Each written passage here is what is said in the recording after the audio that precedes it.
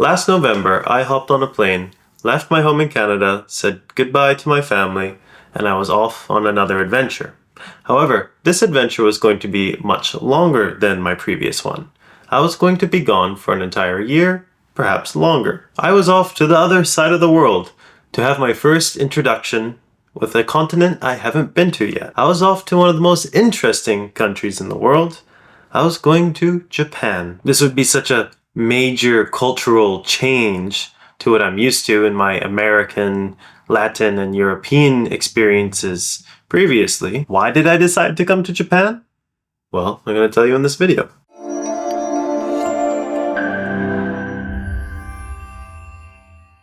Hello, my name is Tristan. Welcome to Yonderpreneur. If this is your first time in the channel, welcome. I help people learn to live geographically and financially freer lives. As I said in the beginning of the video, I moved to Japan last November, so I'm only a few months now from being in Japan for an entire year. And since so many people are interested in my Japan content, I thought I would go over the reasons why I decided to come to Japan for such a significant amount of time. My reasons for coming to Japan were both personal and economical. So we can talk about the personal reasons first, and then we'll talk about the economical reasons. So it was the spring/summer of 2023, and I was on a 6-month trip in Latin America. I was in Quito, Ecuador, creating content. And I was stuck with a question. What am I going to do next? The goal of my trip in South America was grow Yonderpreneur and hopefully start turning some revenue in the form of maybe affiliate or YouTube AdSense. I didn't actually really know yet. Turns out growing Yonderpreneur is going to take longer than just a 6-month trip in South America. So I needed a contingency plan. What was I going to do next? What was the next thing that I would do for Yonderpreneur? Going back to Canada really isn't an option because it's difficult to grow a business that teaches people how to live a geographically freer life when you aren't living that geographically freer life yourself.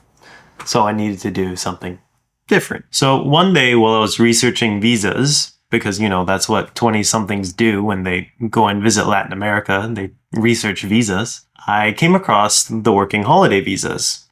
I made a whole video about this that I'll put in the description below.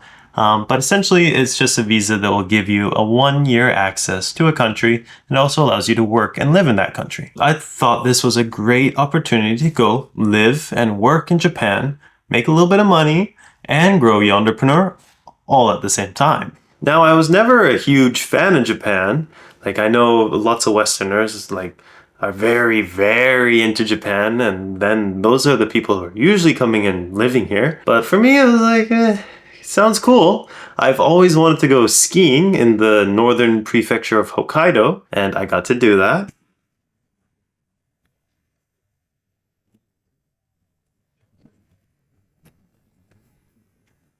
But Japan was never a top 3 destination for me. It was always just somewhere that sounded cool to go, and I was hoping I'd kind of get there eventually. The Westerners that usually come to Japan are really into anime, or they're really into Japanese cuisine, or they're really into the culture of Japan. And for me, I do like the cuisine, and I have no complaints about the culture. But I'm not a huge anime fan. And don't get me wrong, I've started to even like a little bit of anime since I've been here. It's just that these things were never hugely important to me. However, I must say it is very pleasant to live here just because of the culture and how safe it is, how convenient things are. Those things are what I guess made me stay this length of time in general. But despite all the positive things that you get with Japan, however, it doesn't really match my entrepreneurial personality. Similar to what I find in Europe, most Japanese just want to get cozy government jobs and kind of just chill and relax for the most of their life, which to each their own. That sounds like a good existence, I guess. It's just not for me. If I wanted to potentially stay longer here, I could start a business. And I could get a business visa to stay. However, I still don't think I would be that happy because taxes are very high here. However, you do get more for your taxes here. Whereas I'd be paying about the same amount in Canada if I had a business in Canada and a business in Japan. However, you get way more for your money here. The healthcare here is phenomenal. The transportation is excellent, but still, even with all the benefits that you get with the tax dollars here, unfortunately, it goes against my personal beliefs. Another reason why I wouldn't want to spend an even longer amount of time in Japan or make this my permanent home is because no matter what I do, I will never be Japanese. This isn't like Canada or America, where if you live somewhere long enough, you're generally accepted as one of them. No, not in Japan. I could spend the rest of my life in Japan, never leave the country, get the Japanese passport, speak only Japanese for the rest of my life, and I still would never be seen as Japanese just because of who I am. And you know what? That's fair. I think that's understandable. Even if I married a Japanese woman and had half Japanese kids, those kids wouldn't really be seen as full Japanese either. Now I'm doing a disservice to them. So that's one or another reason that I'm not really interested in staying in Japan for the rest of my life. However, that's not a serious reason either. Honestly, the taxes bother me way more than that. Japan might be interesting when I get into my maybe like 50s, 60s, 70s, because things here are very peaceful. The culture is relaxed.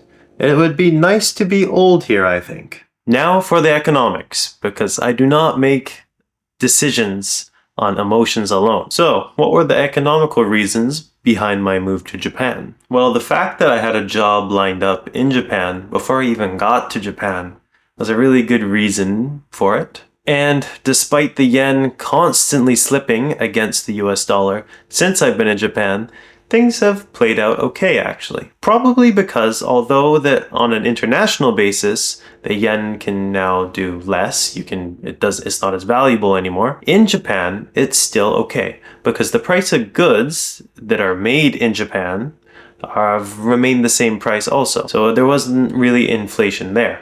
However, if you wanted to buy goods that were produced outside of Japan, that's where you would see a little bit of weakness in your money. Since my goal is to continue putting effort into Yonderpreneur and seeing where I can take it, and since it's not making me big bags of cash, I need somewhere that is relatively inexpensive to live. And Japan fits that bill perfectly. So for example, here in Tokyo, where I live currently, you can spend less than $1,000 a month. For example, I spent $745 last month, and $420 of that $745 was my rent. But obviously I'm not living a crazy glamorous life.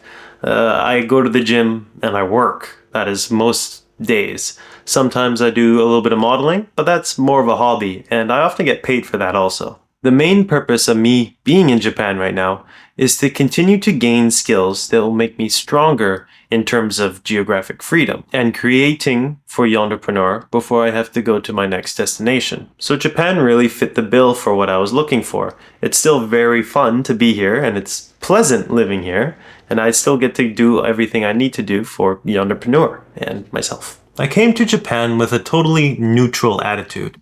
I wasn't extremely excited. I wasn't negative about it either. I just was totally neutral. And my time here has been nothing but positive though. If you're thinking about coming to Japan, I really recommend it. I really hope when I do leave that I'll be able to come back someday when I'm not as busy with Yonderpreneur or building some other business. If you're thinking about moving to Japan, keep in mind, you're probably not going to make a lot of money.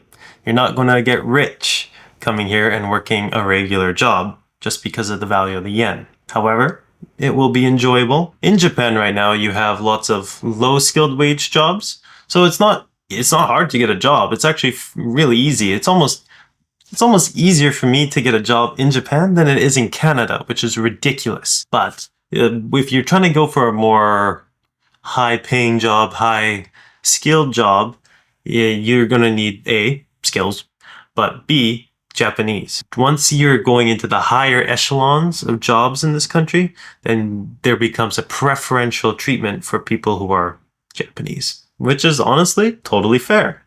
It's their country. So all in all, as my few more months here are coming quickly, I do hope I return someday.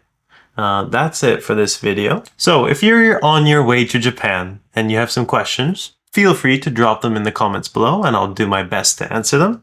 Also, if you are living in Japan and you're a foreigner, drop in the comments how your experience here has been. Has it been similar to mine? Have you had a completely different experience? I would love to hear that also. If you're looking to become more geographically or financially free, check out my other videos, like and subscribe. And I'm also available on x.com. You can always DM me there and I will answer. You can also contact me through my website, Yonderpreneur.com. Everything will be in the description below. That's it for now. Sayonara.